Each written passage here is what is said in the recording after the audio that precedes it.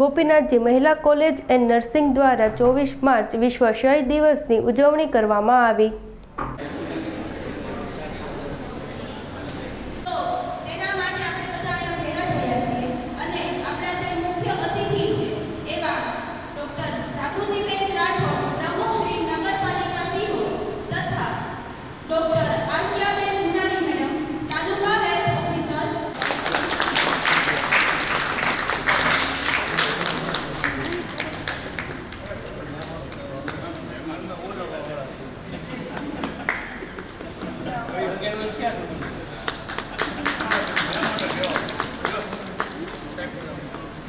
मुरली साहब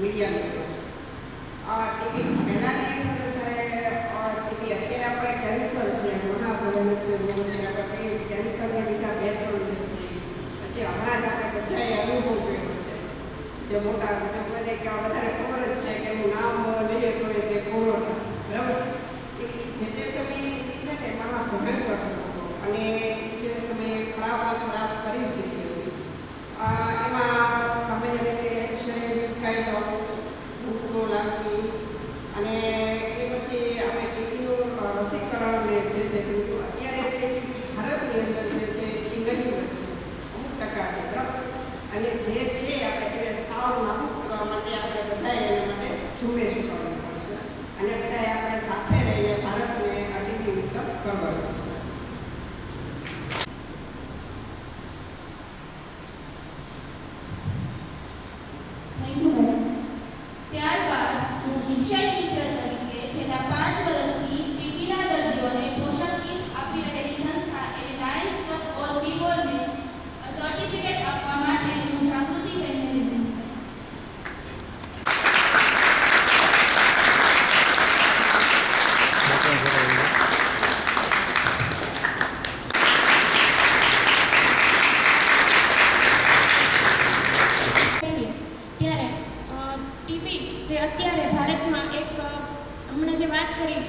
नगरपालिका प्रमुखश्रीए के पहला खूब ज भयानक रोग हतो पण अत्यारे नवीन टेक्नोलॉजी जे आवे छे एना डायग्नोसिस माटे एटले के एना वहेला निदान माटे एना कारणे हवे एनुं थोडुं प्रमाण घट्युं छे पण हवे आपणे एने साव ઝીરો તરફ લઈ જવાનું છે એટલા માટે આ ઝુંબેશ ઉપાડવામાં આવી છે। તો વિદ્યાર્થી મિત્રો તમે જ્યારે અહીંયા બેઠા છો ત્યારે આપણા જીવનમાં સૌથી વધુ ઇમ્પોર્ટન્ટ વસ્તુ શું કે જેના વગર આપણે જીવી ના શકીએ શું ના લઈએ તો આપણે જીવી જ ન શકીએ શ્વાસ। Very good. તો આ જે ટીબી છે એ શ્વાસ ઉપર અટેક કરે છે ફેફસાનો રોગ છે બરાબર મુખ્યત્વે ફેફસાને જ અફેક્ટ કરે છે। તો ટીબીના લક્ષણો શું હોઈ શકે કે કોઈને લાંબા સમયથી શરદી ઉધરસ હોય બરાબર ગળફામાં લોહી આવતું હોય વજન ઘટતો જતો હોય રાતના સમયે પરસેવો વળતો હોય બરાબર રાતના સમયે ધીમો ધીમો તાવ આવતો રહેતો હોય।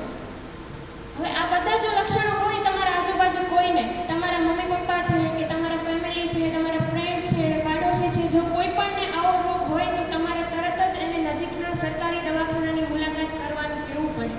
આ વખતે 2026ની WHO ની જે થીમ છે વર્લ્ડ ટીબી ડે નિમિત્તે એવી છે કે વી યુનાઇટ ટુ એન્ડ ટીબી પણ કેવી રીતે કે એના માટે કોઈ કન્ટ્રી છે જેમ કે ભારત દેશ છે તો ભારત દેશ પોતે લીડ લઈને કોઈ જિલ્લાએ પોતે લીડ લઈને તાલુકાએ પોતે નેતૃત્વ કરીને પોતાના તાલુકા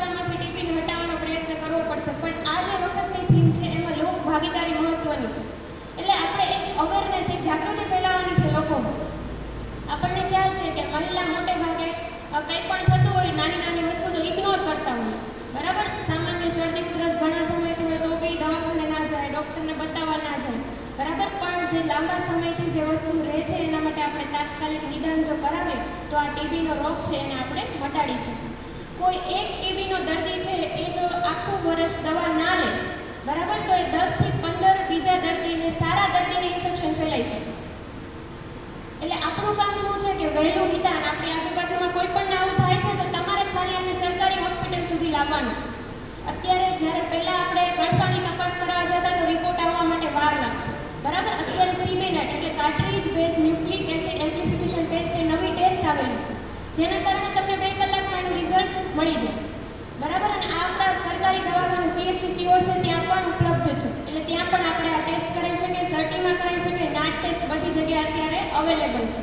બીજું કે કોઈ ગરીબ દર્દીનું આ રોગ છે એ જેનામાં કુપોષણ હશે, જેનામાં લોહીના ટકા ઓછા હશે, અથવા તો જેને કોઈ સાથે સાથે બીજી બીમારી હશે એનામાં થવાની શક્યતા વધારે રહેલી છે, બરાબર. એટલે આવા કોઈ દર્દી હશે, એને ગરીબ કોઈ દર્દી હોય તો એને પોષણ ના મળતું, બરાબર. તો એના માટે સરકારશ્રી દ્વારા અત્યારે નિક્ષણ પોષણ સહાય યોજના છે, જેમાં દર મહિને 1000 રૂપિયા જ્યાં સુધી ટીબીના દર્દીની ટ્રીટમેન્ટ શરૂ રહે ત્યાં સુધી એના ખાતામાં આપવામાં આવે છે. એ સિવાય અહીંયા જે 2 સંસ્થાવાળા છે જેનું હમણાં આપણે સન્માન કર્યું, જે અમને છેલ્લા ઘણા વર્ષોથી ટીબીના દર્દીને કીટ પ્રોવાઈડ કરવામાં મદદ કરે છે, એવા નિજાનંદ પરિવાર અને લાયન્સ ક્લબ, એનો પણ આ તકે હું આભાર માનું છું કે એ લોકોને